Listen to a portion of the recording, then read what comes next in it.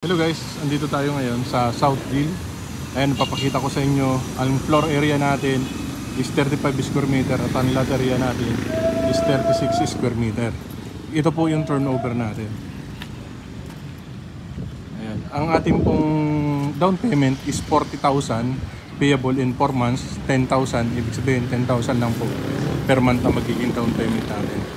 45 square meter, floor area 36 square meter ang ating lot area. Ayan, ganito po ang turnover natin. Ayan, dito po sa likod, naka-open tayo dito sa likod. Ayan, ito ang laundry area. Ayan, ito ang ceiling. Ayan, kayo na maglalagay ng tiles. Then dito yung toilet and bath sa gilid. 12,000 ang ating monthly amortization, 35,000 ang ating required income. Ayan. Southdale, Barangay Bukal, Tansa, Cavite. Ayan, ito po. Ito yung ating taas. Jalousie sa likod, sa harap. Ito sa likod, jalousie.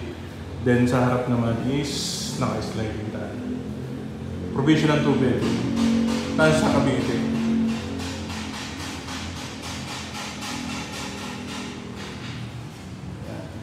Mataas naman yung pesa namin natin. Kaya gano'n.